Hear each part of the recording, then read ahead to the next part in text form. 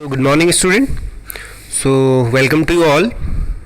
So in our previous videos we have discussed about some basic concept of atomic structure like discovery of electron means cathode rays, discovery of anode rays, and today I am presenting a lecture number 3 of atomic structure, and today we are going to discuss a very important topic of atomic structure from which we will enter to the atomic spectra, and today's topic is electromagnetic radiation.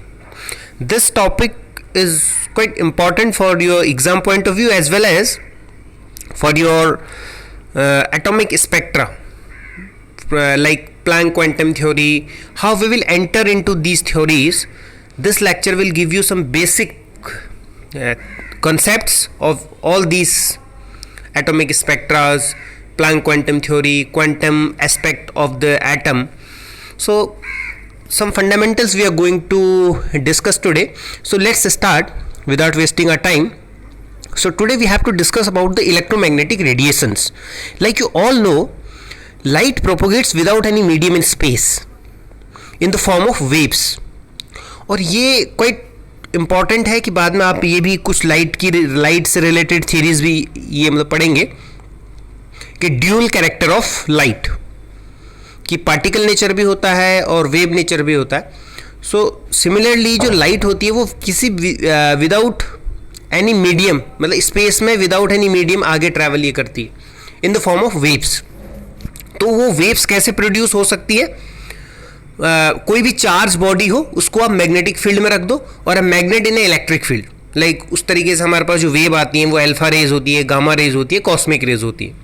ठीक है, तो basically electromagnetic radiation क्या है तो इसको note करें आप लोग. Light propagates without any medium in space in the form of waves. These waves can be produced by a charged body moving in a magnetic field or a magnet in an electric field. So like alpha rays, gamma rays, cosmic rays, normal light rays, etc. तो basically electromagnetic radiation क्या है? कुछ ऐसे radiations होते हैं student जिनको travel ये करने के लिए कोई मीडियम की रिक्वायरमेंट नहीं होती है. तो मैं लिख सकता हूँ no medium is required. No medium is required. तो ऐसी वेव्स होती है, ऐसे लाइट होती है जिनको ट्रैवल ये करने के लिए मीडियम की रिक्वायरमेंट नहीं है. तो such radiations are known as electromagnetic radiations. ठीक है, तो आइए देखते हैं कि ये किस तरीके से रेडिएशंस होते हैं. तो इसके लिए हम एक यहाँ पर देखेंगे डायग्राम. तो उसमें मैं क्या कर रहा हूँ, यहाँ पर मैंने सपोज ये मैंने बना दिया एक्स एक्सिस, ये एक्स एक्सिस है और यहाँ इन दोनों को मैं अलग कलर से ये ड्रॉ कर रहा हूँ ताकि आपको थोड़ा विजिबल हो जाए. दिस इज़ वाई एक्सिस, ये मेरे पास वाई एक्स है, ये एक्स एक्सिस है. ठीक, और तीसरे इससे मैं बना रहा हूँ यहाँ पर Z axis. So this is Z axis. ठीक है, ये तीन एक्सिस मैंने यहाँ पर ड्रॉ की. This is point of origin. अब देखिए क्या होगा, वेरी सिंपल, कि जो इलेक्ट्रोमैग्नेटिक रेडिएशंस होते हैं इनके पास 3 कंपोनेंट होते हैं. अब सपोज मैं मान लेता हूँ इधर को मेरा इलेक्ट्रिक फील्ड कंपोनेंट है. क्या है? इलेक्ट्रिक फील्ड का ये मतलब कंपोनेंट है. इधर मैं मान लेता हूँ मेरे पास जो है it is of magnetic field component, magnetic field का ये कंपोनेंट है. ठीक है, तो देखिए क्या होगा कि जो इलेक्ट्रिक फील्ड का कंपोनेंट है इसको मैं यहाँ ड्रॉ कर रहा हूँ लाइक दिस. ये ऐसे ट्रैवल होगी वेव.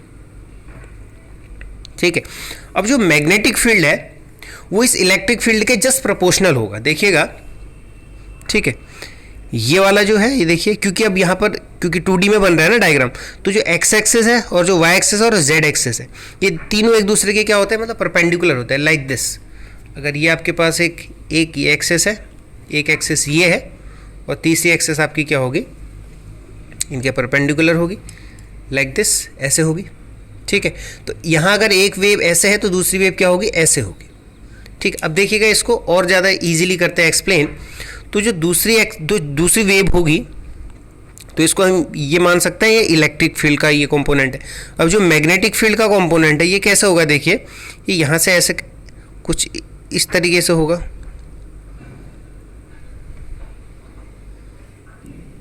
इस तरीके से होगा, ठीक है। मीन्स थोड़ा सा डायग्राम ऐसे ही बन गया।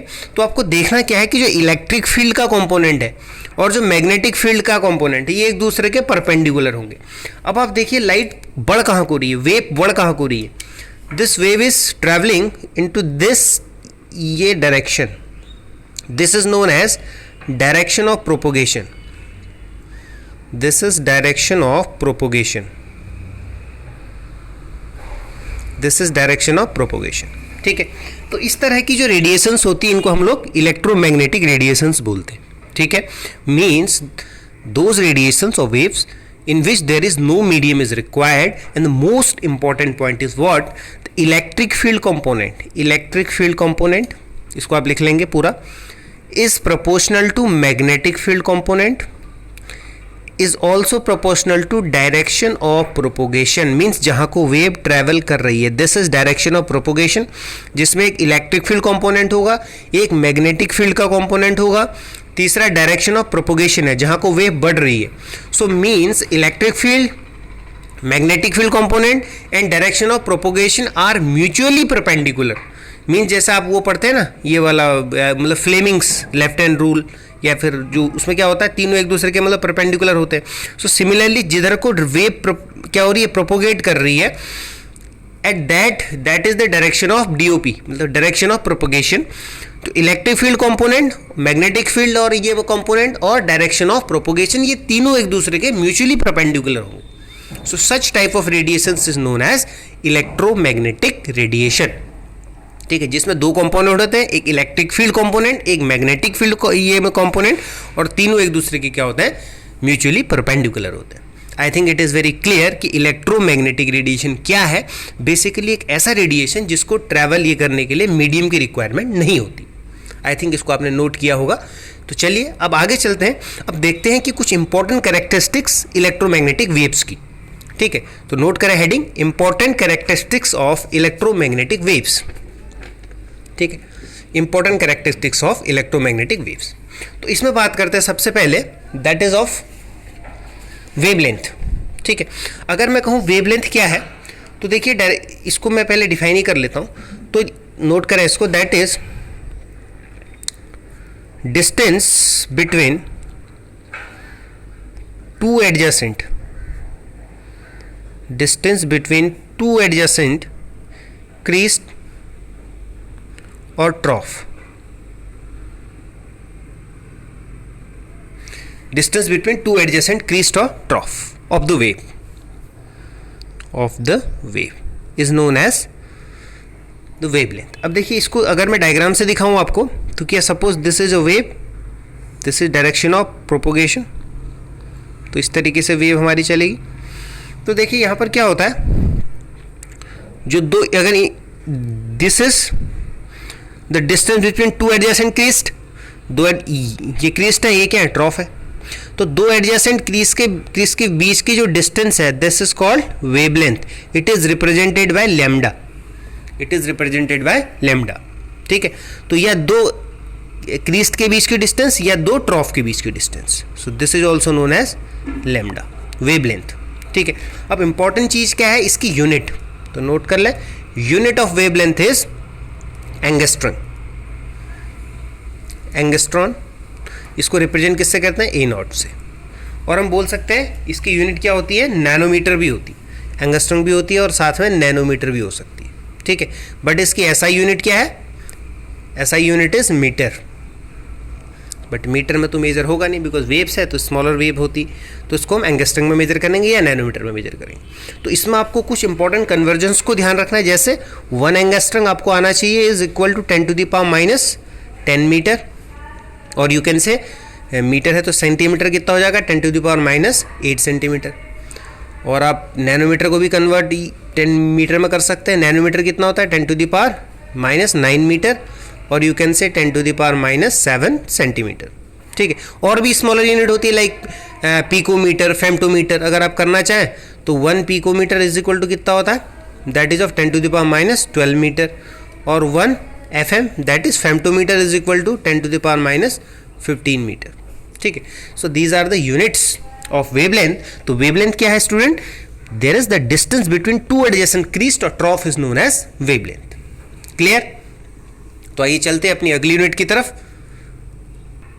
सो our second important characteristics of electromagnetic wave is frequency, और यहां पर मैंने हिंदी में भी लिख दिया, that is it is represented bye new. ये वी नहीं है, थोड़ा सा न्यू, इसको न्यू बोलते हैं। ठीक है, तो ये एक्चुअल में फ्रीक्वेंसी किसी भी इलेक्ट्रोमैग्नेटिक वेव की क्या होती है? It is the number of waves which pass through a given point, number of waves which passes through a given point in 1 second is called frequency. ठीक है, so the number of waves which pass through in a given point in a 1 second is called frequency. means 1 second में वो कितनी बार उससे travel कर रही है, मतलब पास हो रही है। ठीक है, इसको हम क्या बोलेंगे? फ्रीक्वेंसी बोलेंगे। ठीक है, सपोज हम लोग उसमें पढ़ते हैं ना एसएचएम के अंदर, सिंपल हार्मोनिक मतलब मोशन के अंदर, तो 1 सेकेंड में कितने ऑसिलेशन हुए, दैट इज फ्रीक्वेंसी। तो उसी तरीके से वेव्स आ रही हैं, तो number of wave which passes through a given point in a 1 second, 1 second में कितने बार वो उस पॉइंट से आ रही है, that is called as frequency. ठीक है, तो इसकी जो यूनिट होती है दैट इज और साइकिल पर सेकेंड, सीपीएस। इसकी यूनिट क्या होती है, नोट कर लें, इंपॉर्टेंट है, सीपीएस, साइकिल ये पर सेकेंड। या फिर फ्रीक्वेंसी की सबसे इंपॉर्टेंट यूनिट क्या है? Hertz, milli hertz, micro hertz या फिर किलो हर्ट्ज, ये सब किसकी यूनिट है? फ्रीक्वेंसी की, हर्ट्ज की मतलब यूनिट है। तो अब जो फ्रीक्वेंसी है आपको क्या करना है, इसमें सबसे इंपॉर्टेंट है इसके कन्वर्जेंस। आपने ये सुना होगा 1 megahertz is equal to 10 to the power of 6 hertz, 1 kilohertz is equal to 10 to the power of 3 hertz, 1 microhertz या millihertz is equal to, this is milli, 1 millihertz is equals to 10 to the power minus 3 hertz, 1 microhertz is equal to 10 to the power minus 6 hertz। तो ये आपके क्या है, frequency की मतलब units है। बस आपको क्या करना है, number of waves which passes through a given point in 1 second is called frequency. ठीक है, अब बात करते हैं सबसे इंपॉर्टेंट चीज, that is of velocity of wave, या फिर इसको स्पीड भी मतलब बोल सकते हैं। आइए तीसरा पॉइंट कर लेते हैं discuss, that is of velocity. Velocity या फिर हम इसको स्पीड भी बोल सकते हैं। ठीक है, स्पीड ऑफ वेव। ठीक है, स्पीड ऑफ वेव क्या है? अब देखिए ये क्या है, तो स्पीड ऑफ वेव या velocity of wave actually basically हम इसको डिफाइन ये मतलब ऐसे ये करेंगे, नोट करें, द डिस्टेंस ट्रैवल्ड पर second, the distance traveled per second by a wave called speed और velocity, speed और velocity। ठीक है, तो बेसिकली क्या है कि पर सेकेंड के अंदर जो वेव ने स्पीड जो डिस्टेंस ट्रेवल किया that is called is velocity और स्पीड ऑफ द वेव। ठीक है, तो इसकी जो यूनिट है यहीं से आपको एक इंपॉर्टेंट फॉर्मूला भी मिलने को आएगा। देखिए यूनिट, इसकी यूनिट होती है मीटर पर सेकेंड। ठीक है, मीटर पर सेकेंड, और यू कैन से मीटर की जगह सेंटीमीटर पर सेकेंड। ठीक हो गया। अब देखो सेंटीमीटर का मतलब डिस्टेंस ट्रैवल हो रही है, तो डिस्टेंस जो ट्रैवल होती है दैट इज कॉल्ड वेवलेंथ, उसकी वेवलेंथ होगी। Second time that is frequency. ठीक है, तो मैं कह सकता हूं कि स्पीड ऑफ वेव, इसको नोट करें इंपॉर्टेंट है, speed of wave is equal to what, nu into lambda. Nu is frequency into wavelength, frequency into wavelength means अगर मैं फ्रीक्वेंसी और वेवलेंथ को मल्टीप्लाई कर दूं तो मुझे क्या मिल जाएगा, स्पीड। तो speed is represented by v. ध्यान रखिएगा वी और न्यू में थोड़ा सा मतलब डिफरेंस है, this is v and this is nu, this is nu. ठीक है, so frequency into wavelength is known as speed. अब देखो जो यहाँ पर क्या होता है कि जो इलेक्ट्रोमैग्नेटिक रेडिएशंस है, अब मैं इस फॉर्मूले को अगर यहाँ पर लिखूँ सेपरेट, देखिए स्पीड ऑफ वेव, ध्यान v is equal to nu into lambda, v is equal to nu into lambda, बहुत इंपॉर्टेंट है, ध्यान से देखिएगा।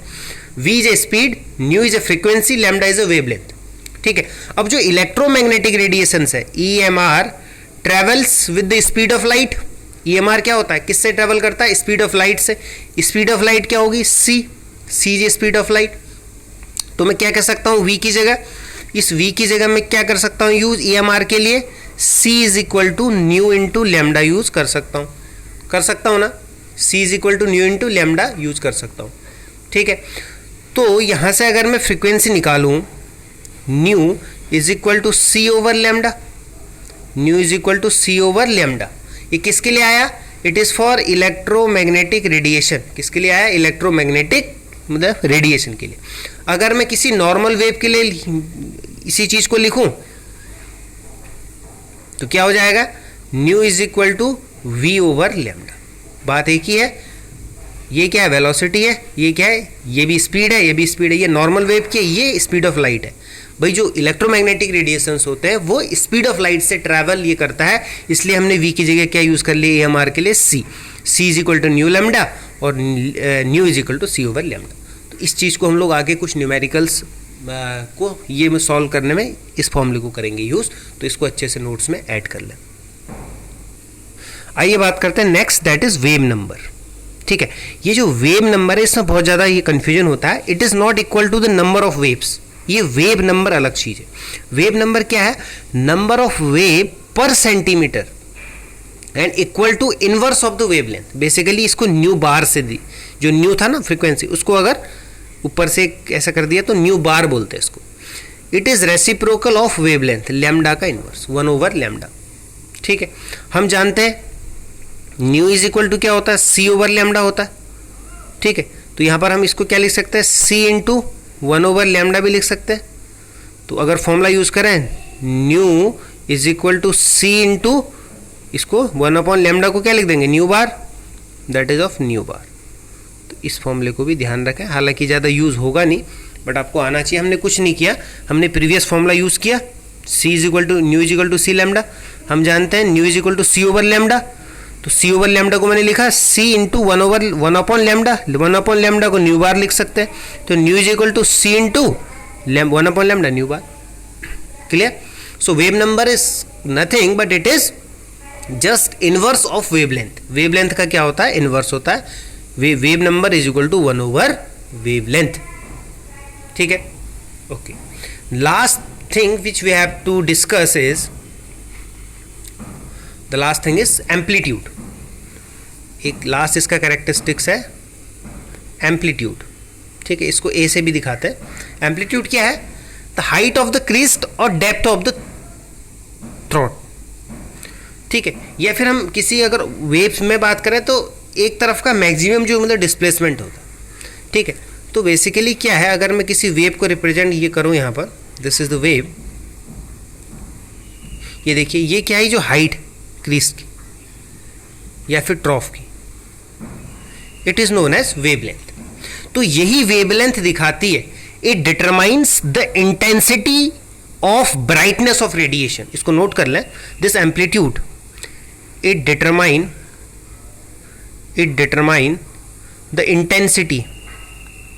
The intensity of brightness